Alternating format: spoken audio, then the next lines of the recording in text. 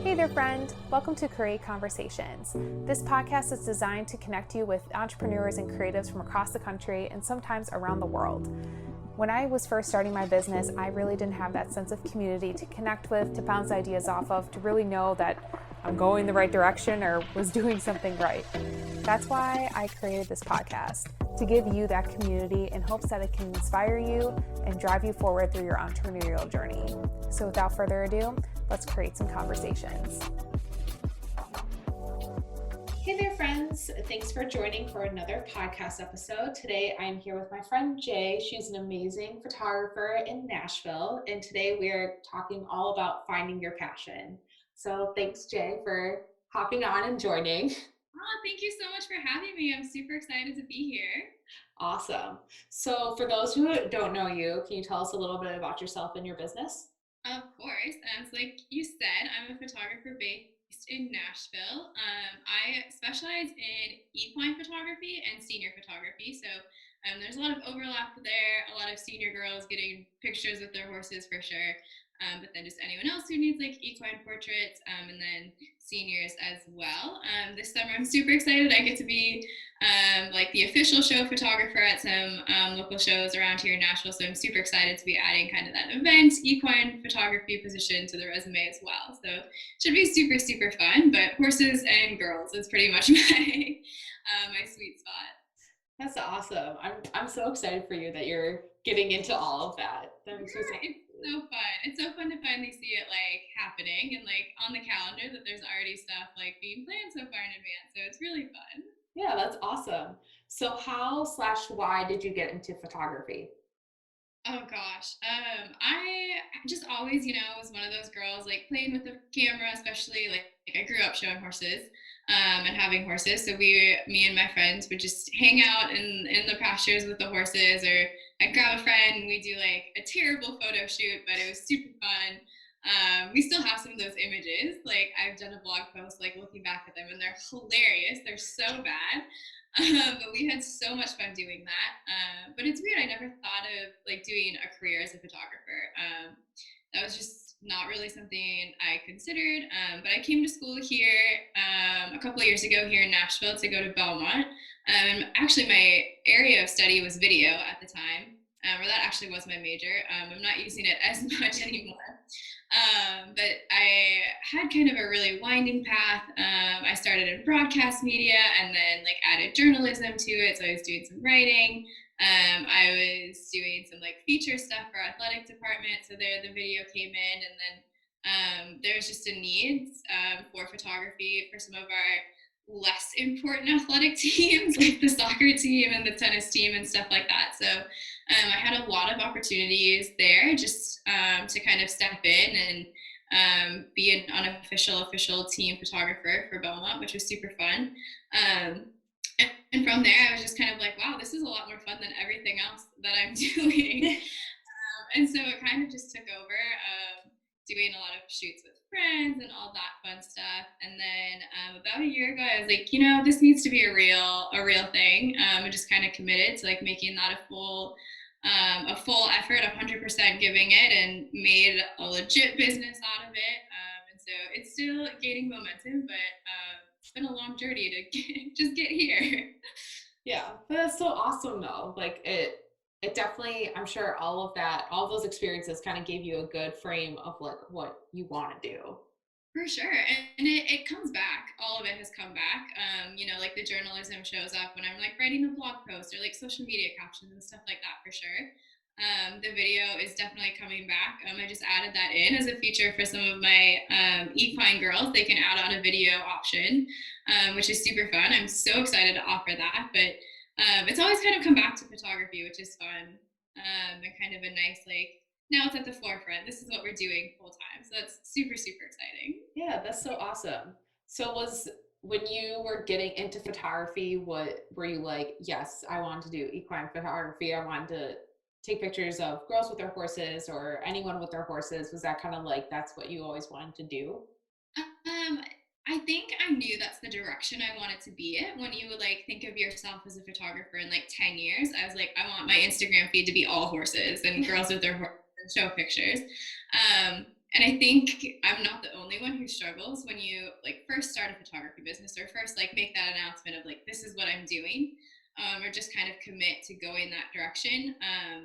It's hard. It's hard to be like I'm only doing horses. You don't want to say no to anything. You don't want to exclude anyone. Like you don't want to take away money that might be on the table if someone wants to pay you for another session of something else. And it took me a while to figure out the balance of like, you can say yes to a family session, but not market it and advertise it. So you don't end up with all family sessions on your calendar, stuff like that. And so I said yes to a lot of things, and I'm still saying yes to a lot of things.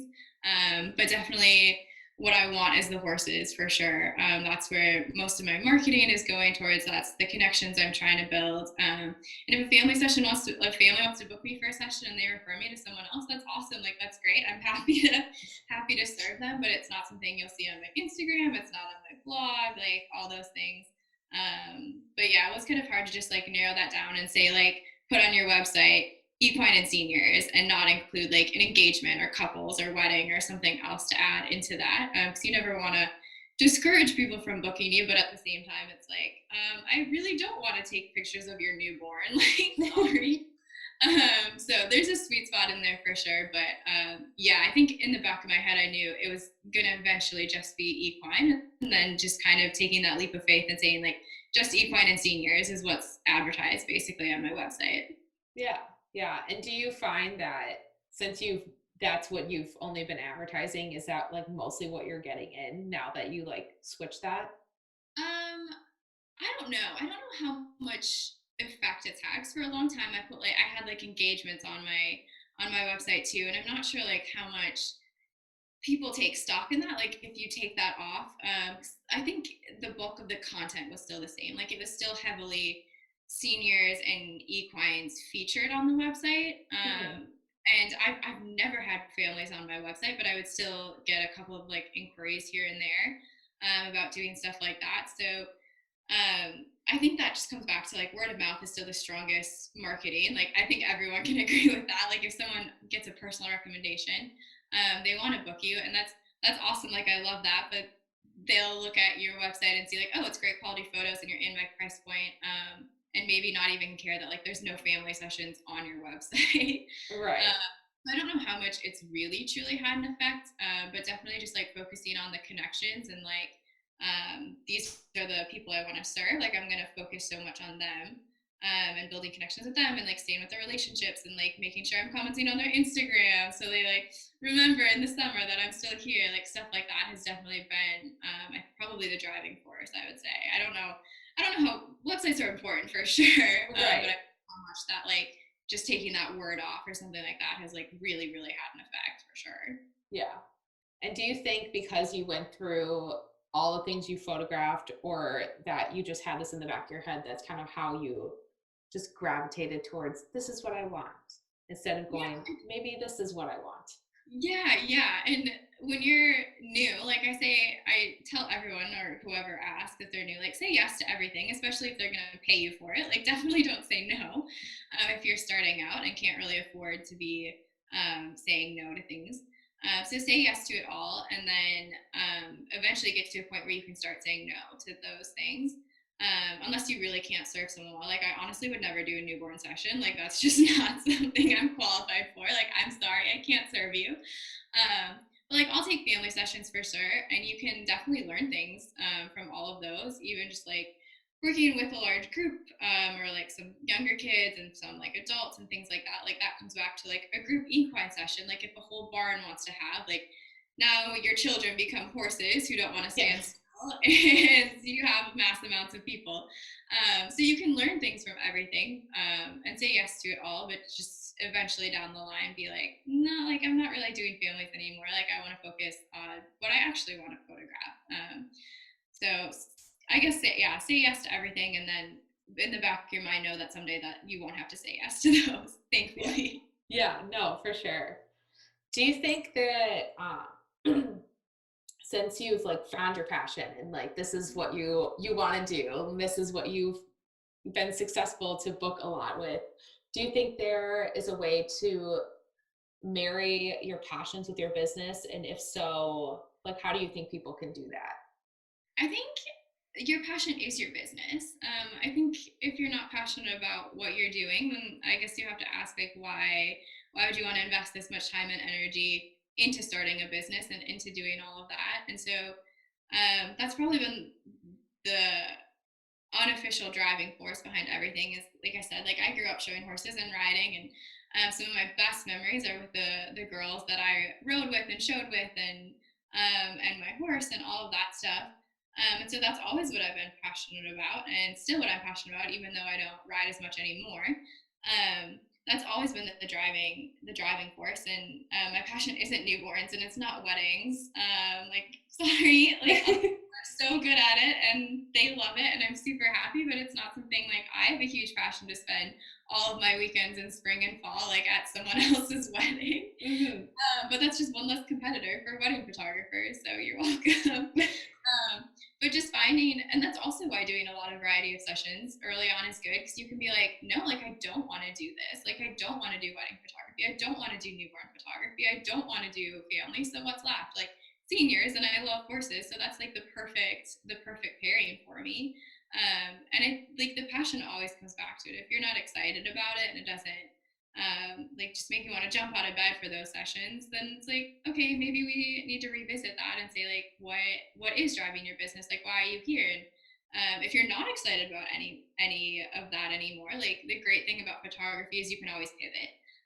If there's a day that like seniors don't excite me anymore, then cool, like start pivoting into something else and find where that new passion is. Or it's really fun for me because I have the video background as well, so you can be like, okay, maybe we like cut seniors off completely and like focus more on like video or like show like event video, stuff like that. Like there's so many options, you just have to get really creative with it. Right. That's why it's fun to just be able to try new things and like say yes to everything or make your own opportunities and see where that passion is going to lie. But I think it's the underlying of your business for sure. Yeah, absolutely. Um, so for people who like they know they have a passion, they're like, I'm not sure if I want to go into a business or what they want to do, like what advice would you give them to like bring it to life if it does look in a business form? Yeah, I think that like the first step is like, is there a business here? Like, can you actually make money off of this like long term? Um, that's less of like now you're pivoting away from passion and being in like, what's the logistics? Like, can you make money with this? Hmm. Um, Photography, of course you can. Like everyone, like there's plenty of room for everyone. We can all make money in photography, which is super nice.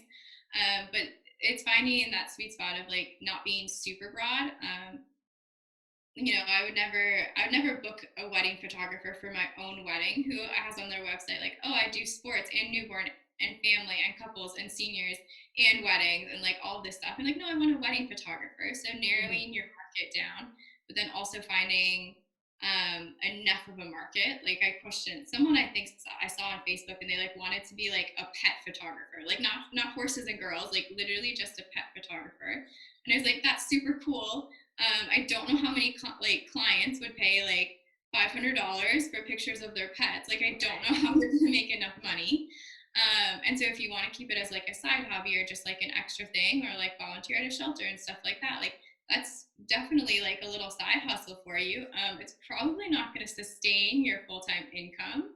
Um, but if it's fun for you and you enjoy doing it and you don't want it to be a full-time income, then absolutely like go for it. But I think your first question is there a business here?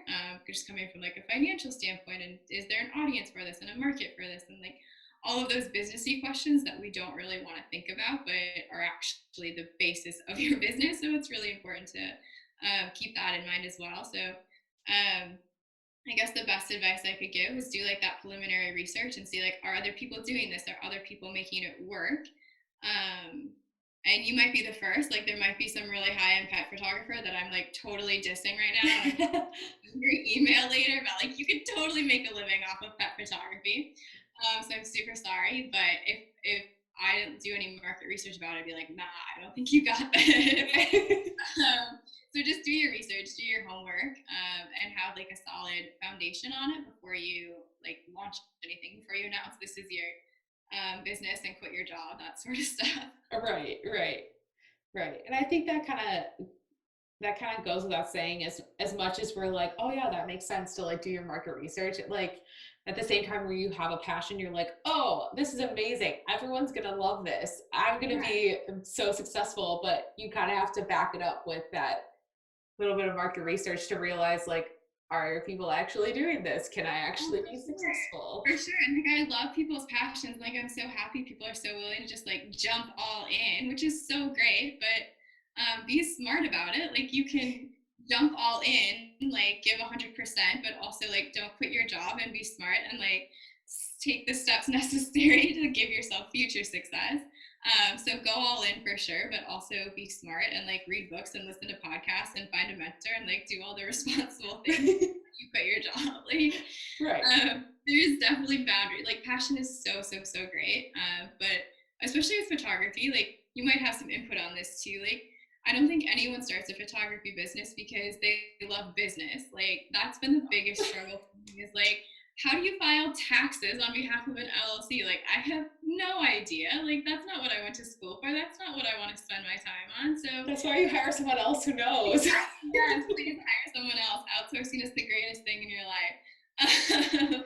But there's a boundary there. Like if you want to sustain yourself, like you have to be smart about it as well. Like passion is going to get you your first clients and get you a social media following and all of that. But if you don't have a good business practice, you can't have a business. So there's boundaries there for sure. And I think that's the terrible part about this is how much time and effort like we have to spend to like learn business things and how much time it took me to figure out how to register an LLC and stuff like that. And I'm like, this is the worst thing. What did I sign up for? But those are so so so important to just like have your basis. So that marriage is super important, passion and business for sure. Yes. Yes, absolutely. 100%. Because like that can be as much passion as you have, it only gets you so far. Yeah, yeah. Like you don't want the IRS knocking on your door, being like, "Excuse me, you haven't paid taxes in 5 years. Like, please don't do that. Please don't." Please fix this. Thank you. So it's great. Like if you and you, especially if you plan on taking it full time. Like anyone should pay their business taxes, of course.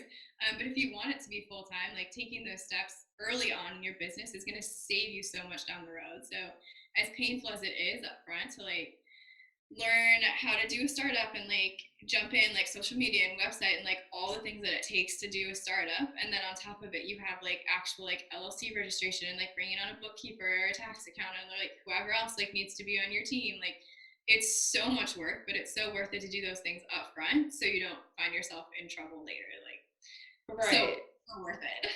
No, exactly. Because like, and this is kind of what I tell my anyone who would listen, because I just preach about branding photography like until the cows come home. But if you invest in good, like a good website or a good photographer to do your branding photography, to tell your story, you're going to look professional up front.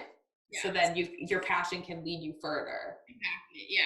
Yeah. It's just painful up front because you're kind of doing both. Like you're letting passion like get you through like your 40-hour work week and then doing a side hustle for like another 20 hours on top of it. Like your passion does that. And then on top of it, like you have to do all this extra stuff. And it's like, that's the most important stuff right up front is just to get that foundation layer so you don't have to worry about it later. And especially bringing on people if you're not qualified. Like if you don't know how to do your taxes, oh my gosh, hire someone. Don't be afraid to ask questions. Ask for help, like, and especially that, like, how much time is that going to free you up? Like, sure, it's an extra expense, and at the beginning, like, no one wants to pay for that stuff because your margins are so slim to begin with. But when you have someone on your team like that, it frees you up to do other things and like launch your new session package or like your senior spokesmodels or like whatever the thing is. Like now you have more time to do it, and your